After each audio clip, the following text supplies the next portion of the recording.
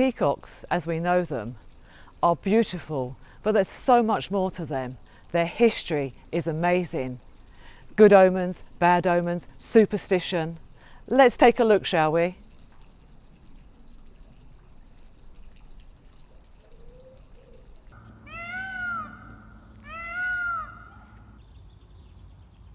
We stayed with these beautiful birds, getting to know them individually for days and days, watching and waiting for the theatrical performance to begin.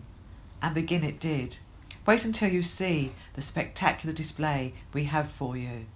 Thank you to David George for his incredible patience, sitting for hours and hours, not to miss a single moment of this magical experience. We're going to show you some of the most incredible close-up visual displays. Take you on a journey of one of the most beautiful birds in the world.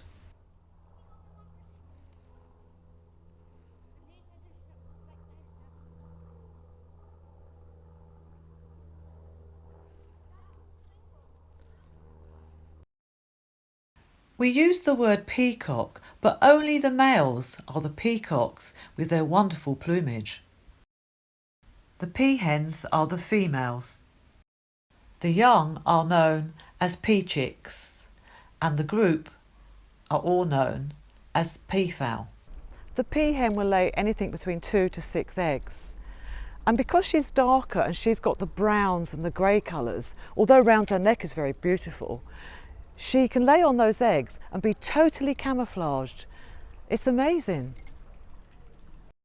The incubation for the eggs is between 28 and 30 days. For the first 3 months, the peachicks look identical. And then the male feathers start to grow on the peacocks. And it takes 3 years for them to become the brilliant colours. And then at 6 years, they become their full beauty. Peacocks have perfect eyesight and wonderful hearing, so that calling you hear can be heard 3 miles away by another peacock.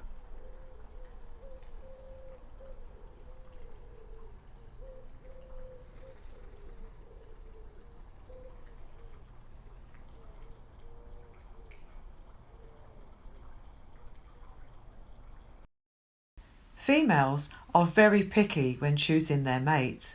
The sound, the plumage is so important. And the crests on their heads are not just pretty, they are sensors. So not only can they hear the sounds, they can feel them. This amazing peacock displaying himself to the females. His span can be 7 foot wide. Look at it. And he twists round and thumps and makes all the feathers tingle, and the peahen that he wants will come running. Keep going, keep going.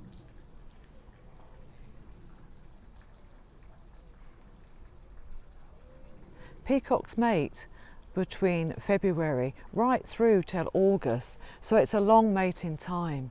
And they normally live in groups, which are called ostentation or prides, but during the mating, the males become solitary.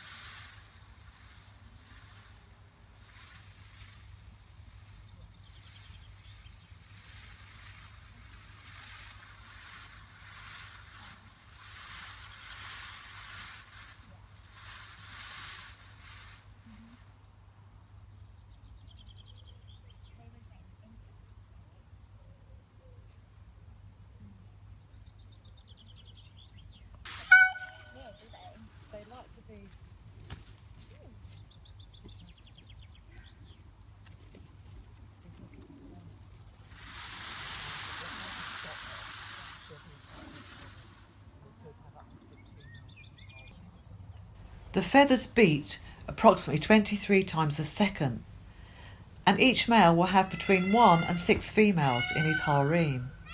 It's a very big competition for the male to win the female. And after all his efforts, she walks off and joins the other peacock. There are 3 types of peafowl: the Indian peafowl, which is the national bird of India since 1963, the green peafowl from the Indonesian island Java, and also, much rarer and not really known about, is the Congo peafowl, which has now become endangered. Peacock's feathers are known as a train, just like in the bridal gown, and they moult and come out. But if they're pulled by the feathers, they get away because the feathers just come off and the predator ends up with a mouthful of feathers. Argos panoptes was a 100-eyed giant. Once, when Zeus was consorting with the Argive nymph Lo, his jealous wife Hera appeared on the scene. The god quickly transformed her into a white heifer, but the goddess was not deceived and demanded the animal as a gift. She then appointed Argos as the guard. Zeus sent Hermes to rescue his lover. The god lulled the giant to sleep with his music and slew him with his sword. From this conquest he earned the title Slayer of Argos. Hera rewarded Argos for his service by placing his 100 eyes on the tail of her sacred bird, the peacock. This Greek mythology story is one of many. Throughout history, so much has been written about this intriguing, interesting bird. The Hindu proverb, voice of the devil, plumage of an angel. Peacocks are one of the largest flying birds in the world. They use the great cedar trees here as a great vantage point, also for protection and safety. Nests are sometimes made in these trees. How lovely is that peacock? Look at this stunning white peacock high up in this cedar tree. This is not an albino, but it's called leucism, which is a condition that only affects the pigment of the feathers.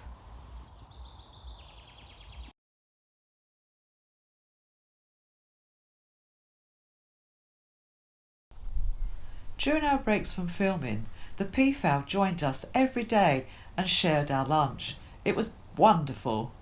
They are omnivores and eat almost anything: mammals, insects, fruit, grain, bread, raisins, and even snakes.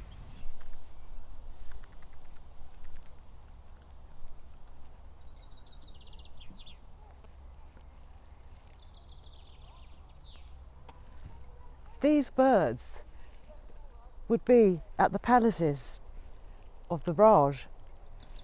Why? Because they would not only beautiful, but they would also stop the snakes. Peacocks cannot stand snakes in their territory. Peafowl are ophiophagus, which means they kill snakes. They do this by grabbing them by their heads and violently shaking them until they are dead. The Indian name, Mayura, means killer of snakes. They're not immune to the snake bites, but are very good at avoiding being bitten by them, and their feathers also protect them. They can even kill a king cobra. Their calls are very important during the mating season. Their calls can also warn the pride of an intruder.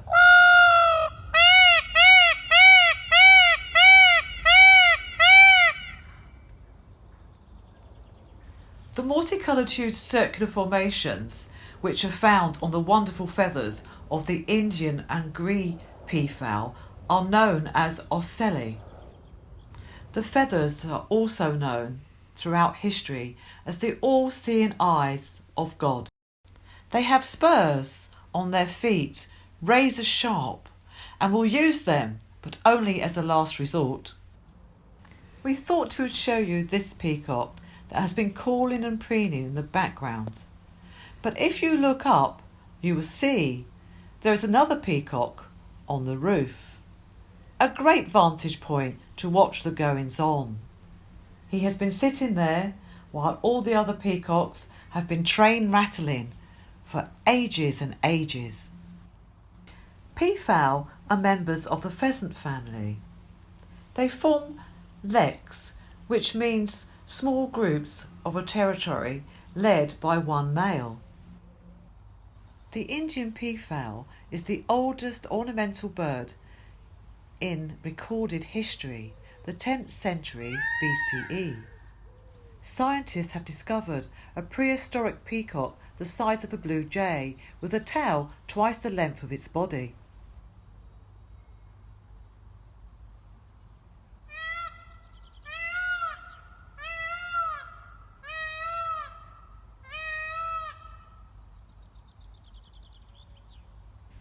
Peacocks are full of stories and fables since time began, and the superstition about them is so well known and vast through all the different cultures, good omens and bad omens. They could foretell death. Inside a house, the feathers were considered bad luck, as unmarried ladies in residence could end up old maids. Peacock feathers are bad luck in the theatre, as they would cause disaster among the props and the actors, and could make the show a complete failure.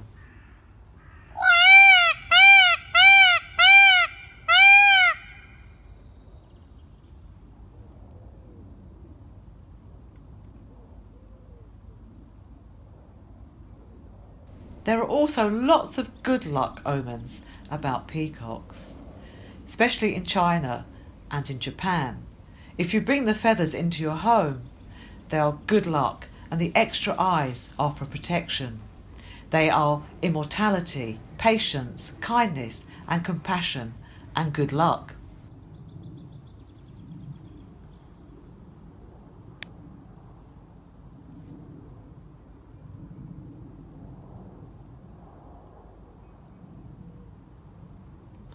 These magnificent birds have been with us throughout history. They really are a joy to be with, and you cannot help being in awe of them in their presence. Because their feathers never fade or change, peacocks represent and symbolise royalty, death, rebirth, resurrection, and eternal life.